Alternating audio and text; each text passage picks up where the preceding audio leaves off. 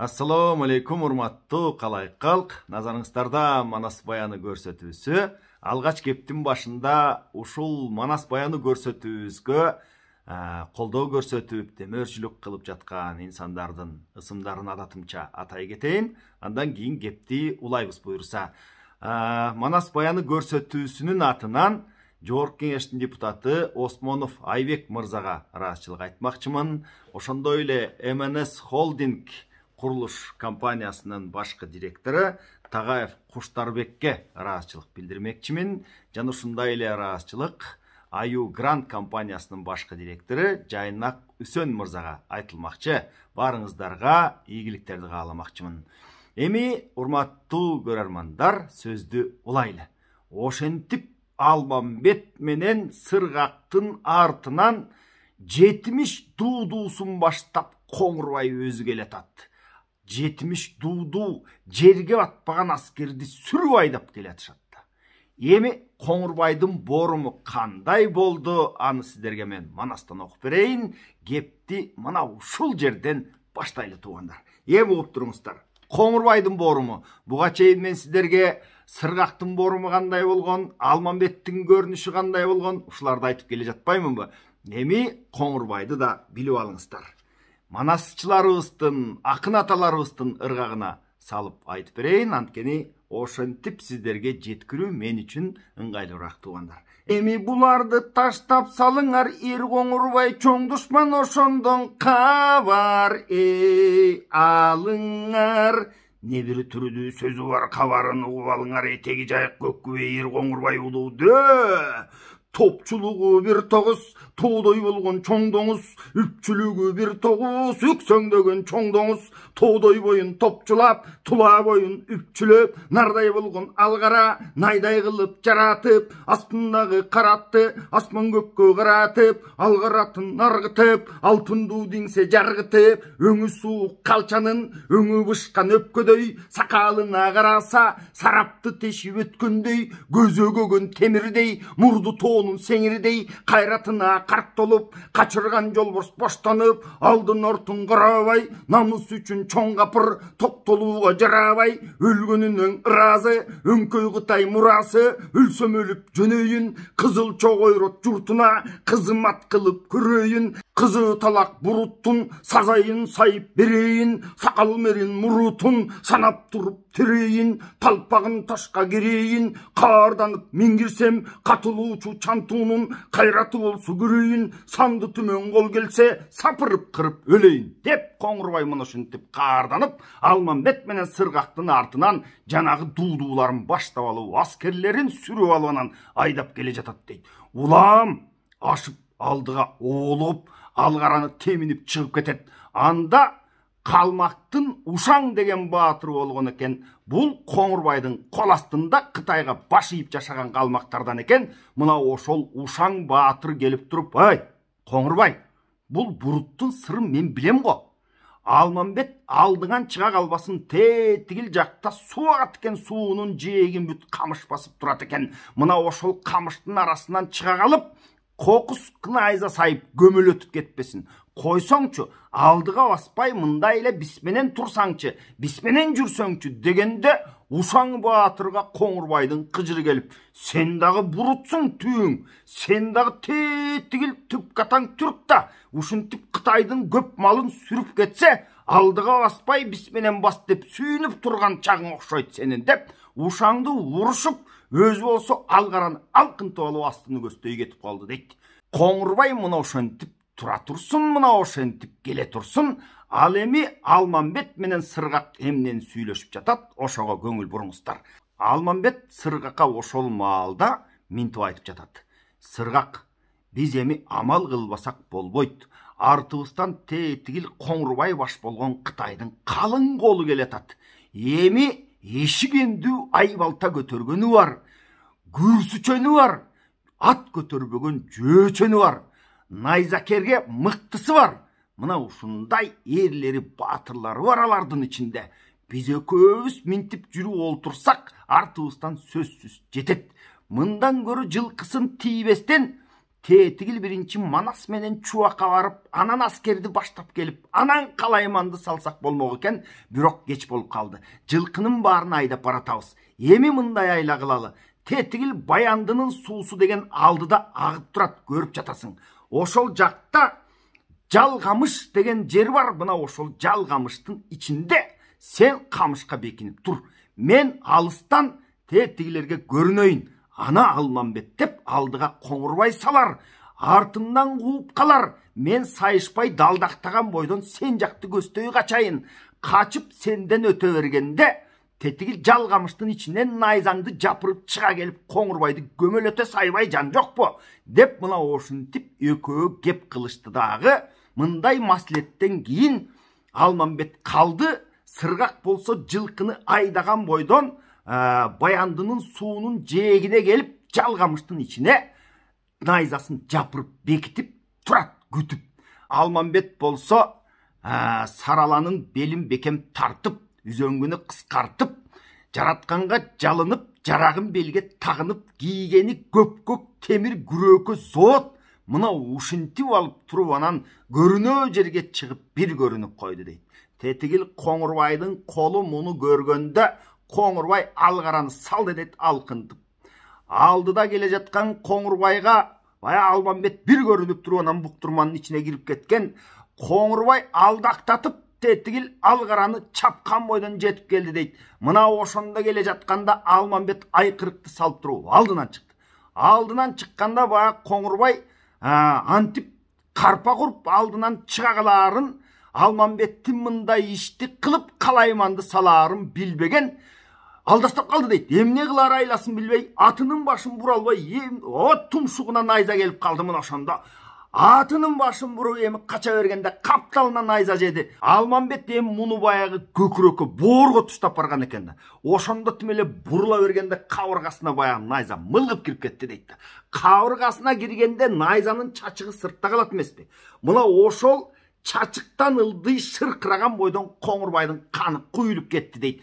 Алдын тиктесе Алап деген алдыда шаар калаа бар экен, Кытайга караган. Мына ошол Алапты көздөй артына карабай алгараны алкынтып качып жөнөдү дейт да. Артынан Алмамбет Сарала менен уруп салып баратканда Кырмыстын уулу Мурадил деген баатыр чыкты дейт. Бая Алмамбет менен көбүрөөк алышып көнүп калган, аны менен жарышып, аны менен кылычташып, найза сайышып көнүп калган эме.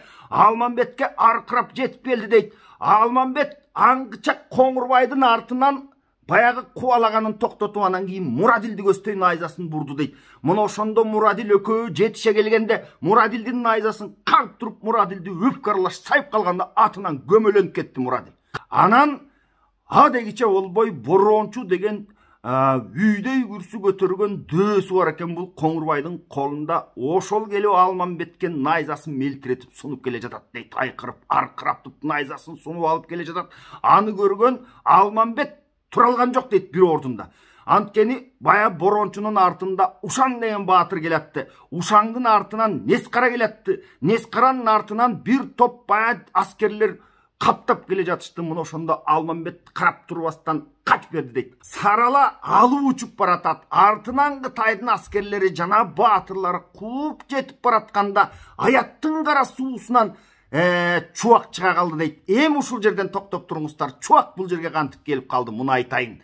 Баягы Алмамбет менен Чуак Макел дөөнү Бадаң деген тоодо сойгон экен. Мына ушул Бадаң тоого кийин Манас менен баягы Сыргак келип, анан Бадаң тоосунда бая Макел дөөнүн башын көрүп, булар абдан таң калышып, жалгыз көздүү бул кандай адам болду деп, мына ошол жерде Макел дөөнүн башына айраң болушкан экен. Анан Бадаң тоодо Чуак менен Манас калып, ал эми Сыргак менен Алмамбет чалгынды ичкерирээк чалалы, тетигил Бейжиңге чейин керек болсо баралы деп, мына ошондон алар бөлүнүшүп жөнөгөн экен. Ал эми Чуак менен Манас Бадаң тоодо калышкан. Бир топ күтүп калгандан кийин Манас Чуакка айтат: "Ай, булардын артынан барбасаң болбойт. Кокус бир нерсе болуп, булар кырсыктап же болбосо жолдон душман чыгып кала турган болсо, анда Алмакең менен Сыргактан айрылып калып жүрбөйлү. Артынан сен бар. Мен ушул Бадаңда калайын. Biraz uykudan kaldım, ança mınça uyku surap jatam, uşul jerde çıkanақтап bir çirmetip alayın, dep çuvaktı aldığa jönötüp eken. Mına ошол келе жатқан çuvak жанагы аяттын суусунун жээгинде камыш аралап туруп калган экен. Анткени нары жактан улуу чуу тимеле чоң чаң чыгып жатат. Те алыстан Алмамбеттин артынан кууган бойдон тетигил Кытайдын батырлары келатат дейт. Алмамбет сарала менен куштай учуп өтүп кетти. Анын артынан уда эле борончу учуп баратат. Бай Алмамбетке жетсем деп, найза сайып кетсем деп. Анын артынан Ушаң батыр келе жатканда көктекени алкынтып барып, зыркыратып барып, найзасын сайып өттү дейт. Ушаң аттан оонап кетти. Чубак мына ушинтип Ушаңды жыга сайганда борончу байкап калып, чубакты шаштырып калып, найзасын кесеп, чубактын артынан барып айдалган найза уруп кетти дейт. Чубактын артынан шыркырап эле гана калды. Алмамбет менен чубак ошо жерде ат үстүнөн көрүшө калышып, анан кийин экөө качып жөнөдү астыга. Тигил жакта сыргак күтүп турган. Уна деген тоо экен, сыргак ошол жакка жакындап калган экен дагы. Анан Алмамбет менен чубак экөө өтө бергенде сыргак тетигил көрүнбөй камыштын ичинде турган мына ошол жерден чыга калып туруп, Токшкердин боз кертиги жетип келип калды дейт, аңгыча болбой. Мына ошол боз кертикти капталдан найза урганда учуп түштү дейт, атынан көмөлөнүп. Мына ошентип үчөө биригип, үчөө сүйлөшкөнгө жетишти. Алмамбет айтты: "Тез сыргак, сен колго жеткениң. Биз бул жерде чубак экөөбүз азыр ушул жакка бая туштай качып олтурсак Манаска жетебиз. Үчөөбүз биз буларды кармап турабыз. Сен болсо колго жетип, Бакаябаңа барып айткының колду бери көздөй сүрүп келсин" деп, мына ушинтти дагы сыргакты түз колду көздөй чаптырды. Бул экөө качып баратышат. Алмамбет жылкынын артынан, ал эми чубак болсо Бадаң тоосунда чирметип алайын деп уктап калган Манасты көздөй жөнөдү. Манаска келип, эми Алмамбет тетигил жактан жылкыны айдай турсун, нары жакта баатырлар менен анча мынча ит уруш салып найзалаша турсун, берки Бадаңдын үстүндө уктап жаткан Манаска чубак келип эмнени айтып жатат, мына ошону сиздерге айтып берейин туугандар. Келип алып чубак Манасты ойготсо, Манас ойгонбойт. Эми ушундай бир алып уйкуну салган экен. Ой, тетигил чубак келип шашып, анын үстүнө чубак бети башы бүт кум, чаң, ылай. Баягы жерде эми камыштын арасынан чыга калса, ал жерде сазы да бар. Андан нары баягы жылкынын баары баратат, артынан чаң ызгыйт, моминтип, анан жонунан кан аккан. Чубактын акыбалы мына ушундай. Айкырыкты салып агарган тиш эле көрүнөт. Калган жеринин баарысы боз топурак, чаң, ылай, кан аралаш капкара. Ошентип келип алып Манас эле Манас деп Манасты тургузса турбайт. Көтөрсө дагы Манас ойгонбойт. Кайра кое берсе шалк этип кайра жатат. Кызыталак Кытайдын колуна түшүп өлгөнчө, кордуктандан көргөнчө, азыркысын Манасты найза сайып жөнөйүн, ажалым жетсе өлөйүн, акыргандай болсо да азабын кийин көрөйүн деп найзасын алды дагы бая Манасты барып сордан ары найза менен коюп калды. Мына ошондо Манас бая чиркей чакканча көрбөй: "Эй чубак, эй эмне болду сага?" деп туруп келди дейт. Анда Манастын сөзүн угуп алыңыздар эми. "Айбатыр чубак, не эттиң?" деп, "Эмне болуп кеттиң?" деп, "Найзаң тийип мага деп, жин тийди сага деп, кул жуңдаган чунак деп, кутурдуңбу чубак" деп Манас сүйлөйт башка кеп. Анда чубак кеп айтат: "Ашыгып сөзүн бек айтат" дейт. Тетиги Алмамбет деген калмагын, тетиги ойлонбогон экөө сыргак экөө чалгынга барабыз деп барып туруп, бүткүл Кытайдын жылкысын айдап алып келатат. Анын артынан болсо те жерге батпаган кол ээрчип келатат. "Араң кутулдум, өлүп кала жастадым. Турай, турбасаң болбойт, тетигилерге бирдеме кылбасаң болбойт" десе, Манас карап турат дейт. Ошондо мынтип сөз сүйлөп атат Манас: "Ашыкпагана чубак деп айтат, апкарба акыры. Атасынын көрү капырды. Урунбай жүргөн тоо барбы, урушпай жүргөн жоо барбы? Азыркысын чубагым деге аманат жаның соо барбы? Жоо болсо нетебиз, жолуң болгур ыйлаба, уруша чыгып кетебиз. Ал сөздү айтып батыры, ашыгып койбойт акыры, кенебейт да кебелбейт. Анын үчүн Манаска ал жүргөн адам тебелбейт." Анда чубак эмне дейт? Мына ошол жерде Манас бабабыз жөнүндө чубак эмне деп айтып жатат? Муну жакшылап угуп алыңыздар. "Ой, мунун аты да Манас турбайбы? Ой, заты да Манас Турбаева, өзі да Манас Турбаева, сөзі да Манас Турбаева. Манас болсо жол борсум, Алмамбет болсо жан досум. Қол келді деп Қытайдан қорсом ғана Құдай урбайбы. Ошентип Манас чыкты дейт. Баяғы жерде эми кана байран соғыш башталды. Тетигил жактан Чуак, тетигил жактан Алмамбет, бул жагына Манас чыгып, астынан келген колду жапырып, кайра артка чегинтип жиберди дейт. Канча деген аскерди кырып жиберишти. Ошондо Кытайда баяк Коңурбай капталган найза жеп алып, каны шыркырап, жүрөгү зыркырап жетип барбады беле тетиг аскеринин ичине. Ошол жерден дарыгерлерин чакырып, 7 дарыгери катары келип, баяк Коңурбайдын жаратына дары жаап, ал болсо оңдонуп алып кайра жөнөдү дейт. Кайра жөнөгөндө Жолой айтып калды. Бұл Қытай деген жүйрөк калк, өмүрү мал кармап көрбөгөн, эми ушунча кол менен жанагынча жылкынын артынан ээрчип алсак, жылкы огош бетер үркүп, нары кыргызды көздөй өзү эле баратпайбы? Мунун алдынан тосуш керек деп Жолой амал кылып, атын минип алып туруп анан жылкынын алдына чаап жөнөдү дейт. Мына ошону байкап калган Алмамбет Чуак айтып турат. Чуак, атка өктө дагы көктеке менен тетигил жылкынын аркы бетине өтсөң, Жолой келе жатат.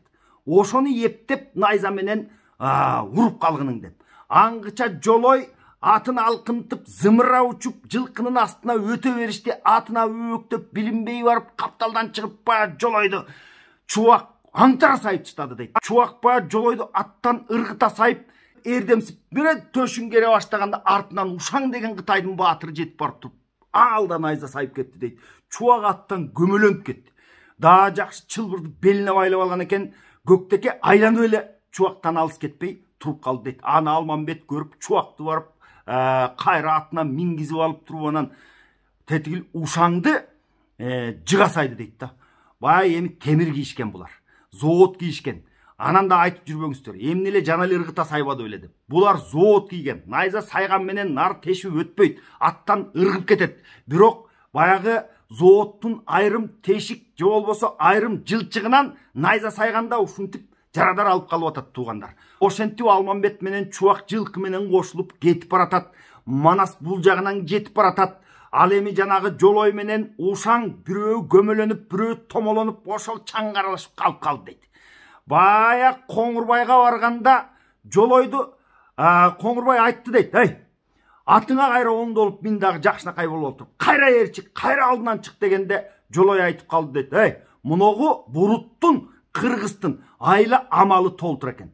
Тетигил жылкынын ичи бар эле жылкы эмес экен. Бүт аскерин ошол жылкынын ичине кое бергенби. Муногу чаңда көрүнбөй жатат. Жылкы менен жылкы болуп баратышат. Эгер эле кокус аралашып кала турган болсоң, өпкөгө найза жегендей бол. Кокуй мен барбайм айнанайым. Булардын айла амалынан мен коркуп калдым деп Жолой бая тартынып калганда Жолойдун сөзүн уккан аскерлердин үрөйү учуп кетти дейт. Тетигил бараткан чаң уюган кара тумандын ичинде бүт буруттун аскери жүрөт. Ал жерде жөн эле жылкы эмес экен деп муну ушинтип коркконго кош көрүнөт болуп, муну ушундай болуп турат. Ал эми Сыргак болсо алдыга кеткен. Бая Сыргак жанагы улуу чаңдан эптеп арылып чыгып алып, анан Бакайды көздөй баратат. Бакай алдыда ушунча күн жок болуп кеткен баатырларды санаркап күтүп, дүрбү салып турат дейт. Дүрбү салса күн чыгыш тарап чаң ызгыйт. Эмне болду экен? Буларга эмне болду экен? Төртөө бир калабанын ичинен чыкканбы деп Бакай санаркап турса, жанынан Сыргак чаап өтүп баратат. Сыргак, ой токто десе болбостон кулагы укпай калган, кулагы дүлөй, чаң тыгылып, көзүнө чейин чаң кирип, ушунчалык кызып алган аты бир жерге токтобойт, өзү учуп баратат. Артынан Бакай бакырып жетип, найзанын тетири жагы менен коюп калды дейт өпкөгө. Мына ошондо өзүнө келип, аба дегенден башка оозуна сөз келбей Сыргак турат. Эми калган сөздү кийинки көрсөтүүдө булап айтып бермекчимин туугандар. Бизди колдоп, коштоп туруңуздар, демөөрчүлүк кылып туруңуздар. Кызыктын баары али алдыда.